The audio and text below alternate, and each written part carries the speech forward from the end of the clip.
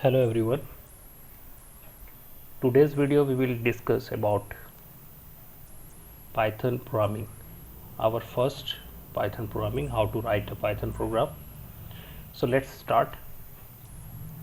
First we will open our Python application. We can type or search Python. We have two options. One is a command line option, other is a GUI. Ideally is a GUI option. Okay. Click on that.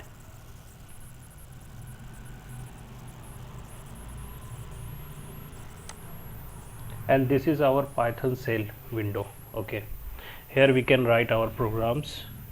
So let's start. तो first मानते हैं हम लोग normal एक print करना हो तो हम लोग कैसे करेंगे।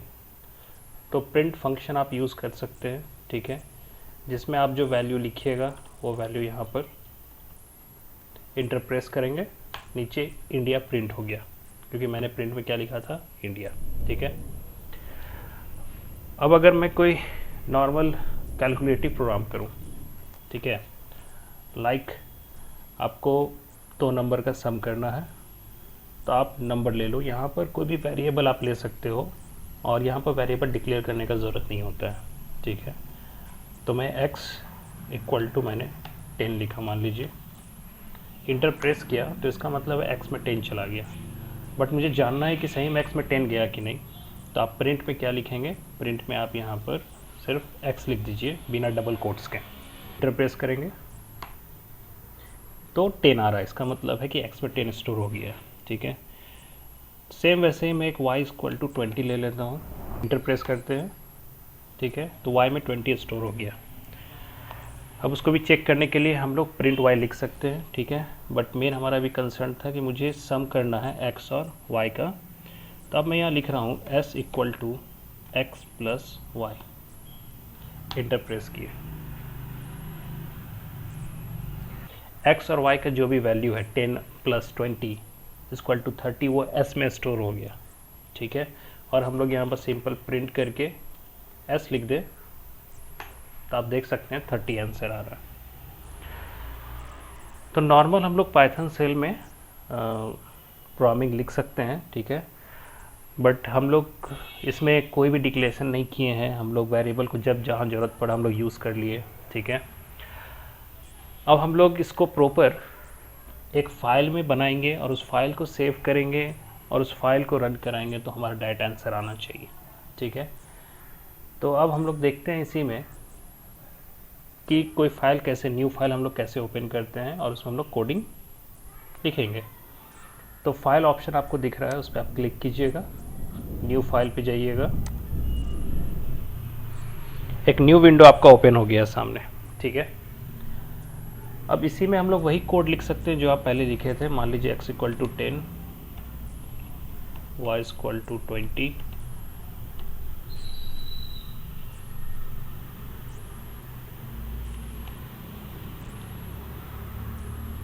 s equal to X plus Y,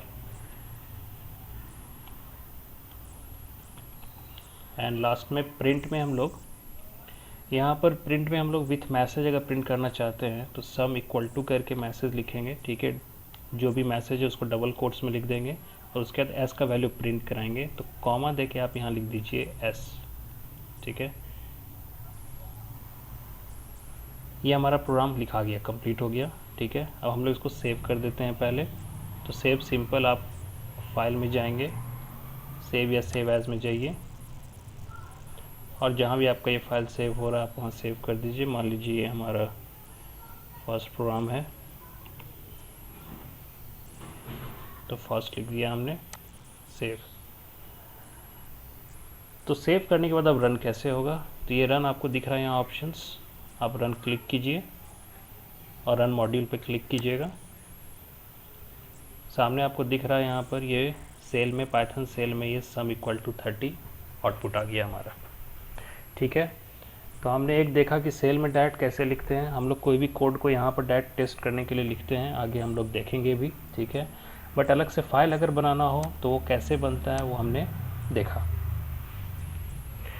अब इसी में हम लोग देखते हैं कि इसी क्वेश्चंस को हम लोग इनपुट कैसे लेंगे। हम लोगों ने देखा कि प्रिंट कैसे होता है, अब हम लोग देख लेते हैं कि इनपुट कैसे होता है, क्योंकि हमने 10 और 20 क्या किया, फिक्स वैल्यू है, ठीक है। तो सिंपल आपको इनपुट लेने के लिए ऑब्वियस बात है ये सब वैल्यू तो होगा नहीं, आपको यूज़र से इनपुट लेना है। तो how to take a user input, उसके लिए इनपुट फंक्शन होता है। तो इनपुट फंक्शन हमने लिख दिया, जिसमें हम लोग एक मैसेज लिख देंगे, inter the first number. Message वही लिखना चाहिए जो डिमांड है आपको। अगर इंटर द, मान लीजिए आपको सर्कल का एरिया निकालना है तो आपको रेडियस चाहिए, आप इंटर द नंबर नहीं लिख के उसमें मैसेज क्या होना चाहिए, इंटर द रेडियस। तो मैसेज प्रॉपर हो तो अच्छा होता है, एज ए प्रोग्रामर हम लोग वैसे ही फॉलो करते हैं। इनपुट में फिर अगला लाइन में इंटर द सेकेंड नंबर, ठीक है। ये प्रॉपर मैसेज हो गया दो हमारा। अब ये इनपुट लेके करेगा, ठीक है। मैं आपको अभी एक इसको रन करा के दिखाता हूँ। सेव करने के बाद कंट्रोल एस कर देंगे, सेव हो गया।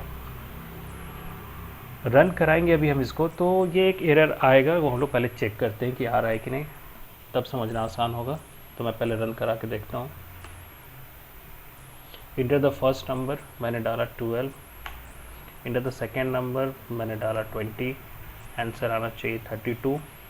इंटर, आंसर आ रहा है आपका 12 एंड 20, आपको दिख रहा होगा। तब ये क्यों आ रहा है, ये क्या कर रहा है, 12 को 20 से कॉन्कैट कर दे रहा है। कॉन्कैट तब होता है जब उसको कंप्यूटर एज अ स्ट्रिंग समझता है दोनों वैल्यू को। तो जब मैंने इंटर द फर्स्ट नंबर बोला तो इनपुट फंक्शन जो भी वैल्यू लेता है, चाहे वो न्यूमेरिकल वैल्यू हो, चाहे कैरेक्टर हो, चाहे नेम हो, कुछ भी, वो एज अ स्ट्रिंग लेता है। तो स्ट्रिंग को स्ट्रिंग से प्लस करेंगे तो लैंग्वेज में कॉन्कैट होता है, मतलब एक के बगल में दूसरा अटैच हो जाएगा, इसीलिए 12 20 आया आंसर। तो इसको दूर करने के लिए मुझे वैल्यू को अगर इंटीजर में कन्वर्ट करना है तो इंट फंक्शन होता है। ये हम लोग आगे बिल्ट इन फंक्शन पढ़ते हैं, जिसमें हम लोग डिस्कस करेंगे, बट इसका अभी शुरुआत में ज़रूरत है। तो इंट फंक्शन का काम है जो भी इनपुट होगा उसको इंटीजर में कन्वर्ट कर देना, ठीक है। और यहाँ वेरिएबल का कोई डेटा टाइप होता नहीं है, तो वो ऑटोमेटिकली आप उसमें इंटीजर वैल्यू डालो तो एज ए इंटीजर रखेगा, ठीक है। स्ट्रिंग वैल्यू डालो तो एज ए स्ट्रिंग रखेगा। तो अभी अब इसमें जो वैल्यू रहेगा वो एज ए इंटीजर रहेगा। अब मैं इसको सम करूँ, enter the first number, same value डालता हूँ मैं 12 and 20, this time sum is equal to 32। तो बहुत ही सिंपल प्रोग्रामिंग हम लोग कैसे करते हैं हमने इसमें देखा, ठीक है। इस तरह से आप कोई भी फार्मूला बेस्ड क्वेश्चन, कोई भी सिंपल इंटरेस्ट, एरिया, रेक्टेंगल, ठीक है, रेक्टेंगल का एरिया निकालना है, आपका वॉल्यूम ऑफ सिलेंडर, कोई भी question, formula based question basic, आप इस लॉजिक से आप अपना ट्राई कर सकते हैं, ठीक है। तो आज के सेक्शन में हमने यही देखा कि इनपुट और आउटपुट कैसे होता है, ठीक है। Thank you.